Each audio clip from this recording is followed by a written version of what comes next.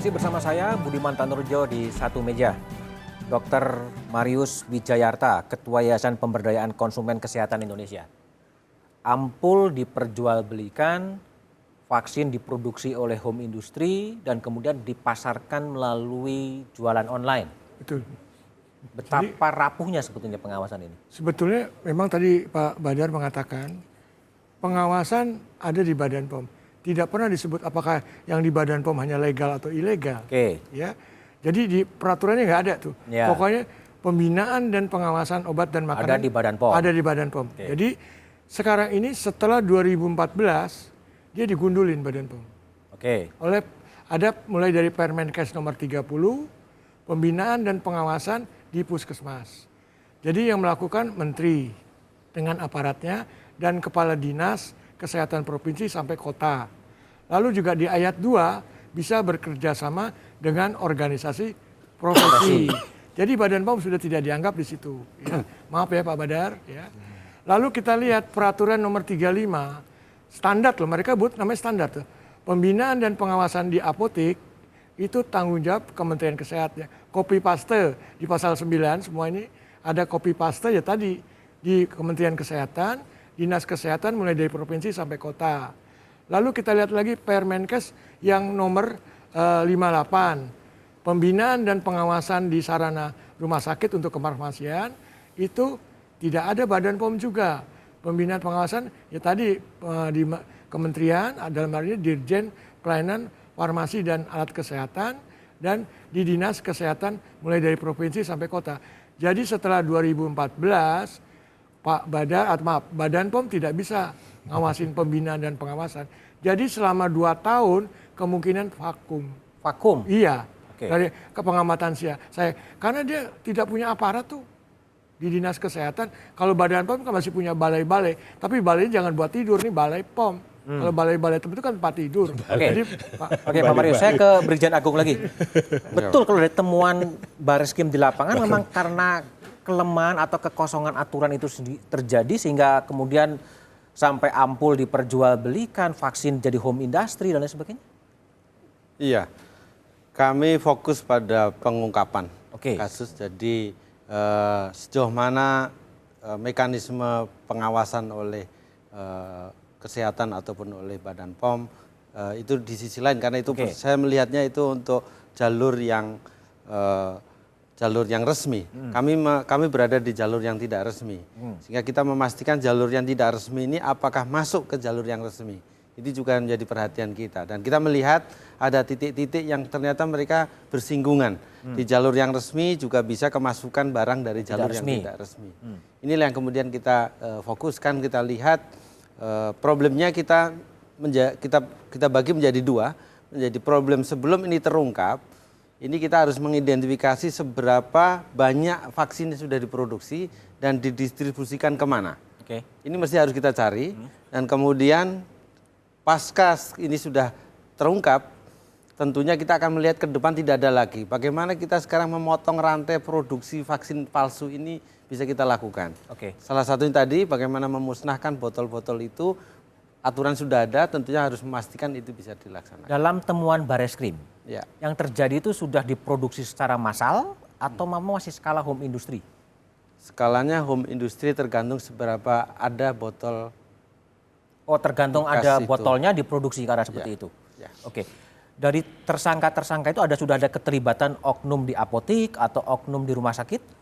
Oknum di apotek sudah ada 2 apotek yang kita tahan, jadi sebagian dari 16 itu 2 adalah dari apotek, kemudian 1 dari toko obat, kemudian untuk dari perawat ada kita tetapkan sebagai tersangka.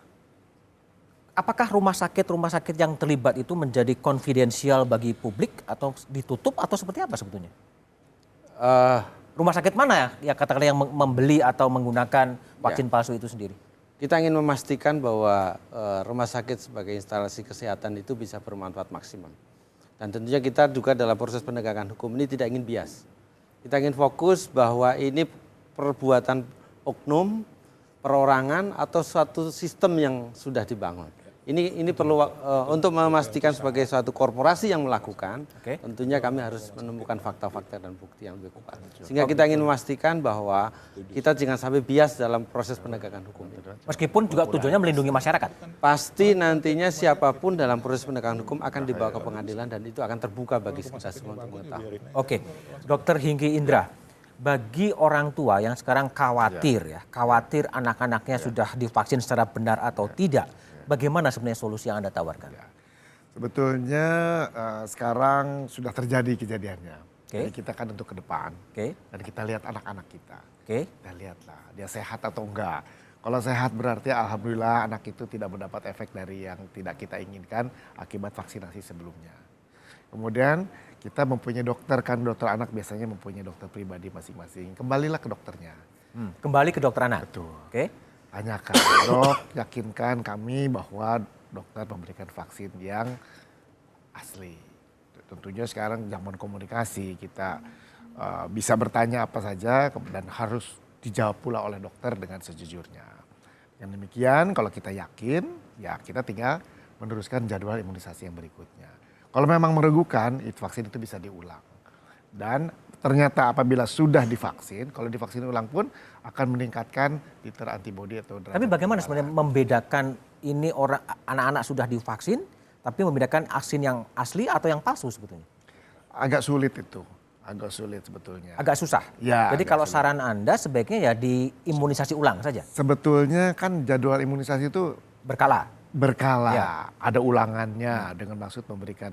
Kalau menurut saya, kapanpun datang, kalau memang jadwalnya untuk imunisasi, imunisasi. Kalaupun tidak, pada berikutnya. Jadi menurut saya bukan lupakan saya. Artinya kita mungkin catatan, tapi ikuti saja jadwal yang sesuai dengan anak tersebut, sehingga dia akan mendapat kekebalan pada vaksinasi berikutnya kalau dia mendapat vaksin palsu sebelumnya. Tidak ada masalah dari sisi kekebalan tubuh anak ketika dia sudah divaksin dan asli, kemudian divaksin ulang? Tidak ada, tidak. Malah dia titer antibodinya kekebalannya akan makin baik. Ya, yang penting kita lihat anak kita sekarang gimana keadaannya, sehat atau tidak, keadaannya ada perubahan atau tidak. Kalau memang demikian, artinya efek yang kemarin diberikan tidak memberikan efek yang sesuatu yang berbahaya bagi anak kita. Kalau vaksin itu palsu, palsu diisi oleh antibiotik atau apapun juga, sudah ada temuan dari IDAI bahwa dampak dari vaksin palsu itu? Sampai saat ini belum ada laporan secara resmi, baik dari daerah ataupun dari Jakarta. Tapi saya mendapat berita dari Pak Agung ada beberapa anak yang telah terdeteksi menerima vaksin palsu. Mungkin kami akan menghubungi Komda DKI Jakarta untuk turun ke lapangan, kita sama-sama mendeteksi apakah keadaan anak-anak itu saat ini bagaimana. Kata Pak Agung sih dalam keadaan sehat. Mudah-mudahan dalam keadaan baik seterusnya dan kita akan sendiri. Brigjen Agung, kalau dari temuan dari Bareskrim sudah ditemukan anak-anak yang pernah menjadi korban vaksin palsu itu sendiri? Ya, mulai malam ini kita sudah mengeluarkan data analis kita dari produksi, distribusi, kemudian sampai penggunaan dari vaksin palsu itu. Jadi malam ini untuk daerah Jakarta Timur kita temukan ada satu tempat di mana beberapa anak telah diberikan vaksin palsu yang kita tentunya kita akan mengambil langkah besok pagi untuk memastikan bahwa mereka kondisinya seperti apa. Yang semalam sih beberapa sampel yang sudah kita temui dalam kondisi masih sehat. Kita harapkan nanti besok kita bisa bekerja sama dalam Satgas untuk melakukan tindakan lanjutan dari anak-anak yang telah diberikan vaksin palsu ini. Bagaimana mereka tahu bahwa anak-anak itu telah divaksin yang isinya palsu sebetulnya? Ya, karena kita memastikan bahwa perawat atau bidan yang memberikan itu mengambil vaksin dari jalur pelaku dan itu ada datanya, kemudian diberikan pada tanggal berapa, diberikan kepada siapa, catatan di perawat itu kita bisa menemukan, sehingga kita menemukan alamat si para... Di rumah sakit tertentu juga? Bukan ya, perawat, di praktek bidan. Di praktek bidan tertentu juga? Ya. Ada kondisi tertentu dari tubuh, temuan secara kasat mata dari Bareskrim yang membedakan itu? Tidak ada. Tidak ada? Tidak ada. Tapi Dokter Hinggi, memang kalau 2003 ya, sampai 2016 diproduksikan 2003. Memang tidak ada sebuah gejala yang sangat heboh dampak dari itu semua gitu. Ya.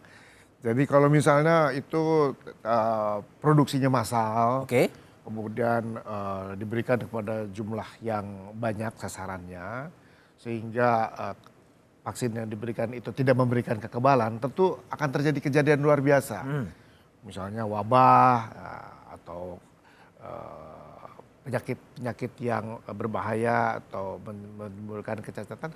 Sampai saat itu, sampai saat itu sekarang data itu tidak muncul dan kejadian-kejadian luar biasa juga kelihatannya tidak ada hubungannya dengan vaksin palsu sampai saat ini. jadi zat yang dimasukkan dalam ampul-ampul itu relatif masih oke ya, bukan tidak berbahaya pada tubuh ya. Artinya kalau dalam klasifikasi kejadian ikutan pasca imunisasi itu ada yang non serius sama yang serius. Jadi mungkin kita ini bukannya menyebutkan bahwa ini Tidak berbahaya ya. tapi ini kita klasifikasinya non serius. Oke. Kalau dari BPOM sudah ketemu belum sih isi yang kemudian dimasukkan dalam ampul-ampul vaksin palsu itu? Isinya apa sih? Yang tadi kita dapat dari Baris Krim, hasilnya, sampelnya, dan sekarang kita uji, dan mungkin secara peraturan nanti kita akan balikkan ke Baris Krim, nanti Baris Krim yang akan mengumumkan. Oke. Tapi Isinya yang diumumkan yang kemarin rame itu yang tuberkulin katanya mengandung gentamisin dan larutan infus. Tapi kita belum confirm itu. Lab kita sekarang sampai malam ini masih bekerja. Dan belum confirm. Kalaupun confirm, kami nanti akan sesuai dengan peraturan, kita akan laporkan ke Baris Krim dulu.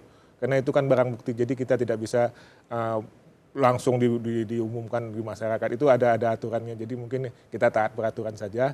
Nanti kita serahkan kepada Baris Krim kembali. Tapi lab kami, alhamdulillah tadi saya sore cek, apakah besok sanggup seperti deadline-nya DPR, insya Allah sanggup. Oke. Saya ke Brigjen Agung lagi. Ya, kalau menurut pengakuan tersangka, sebetulnya vaksin palsu itu diisi apa oleh mereka? Ya, dari bukti yang kita temukan di tempat mereka membuat, itu ada cairan infus, ada antibiotik, ada mineral water, atau juga dalam kondisi tertentu dia mengatakan saya ambil dari air bak atau air keran. Ya. Air bak kolam itu? Air dari pam itu dia ambil dari situ. Artinya kita lihat di tempatnya memang nanti akan kita rekonstruksi juga tempat pembuatan sehingga kita bisa lihat bersama seperti apa pembuatannya. Tapi bahan-bahannya adalah itu. Bahan-bahannya. Jika bisa membuat itu ya karena dia ingin akan membuat satu kemiripan aja dari aslinya. Oh, itu hasil pengakuan ya? Belum hasil uji lab dari Baris Krim. Tapi fakta ada di sana kita temukan ada cairan infus, ada antibiotik, air bah.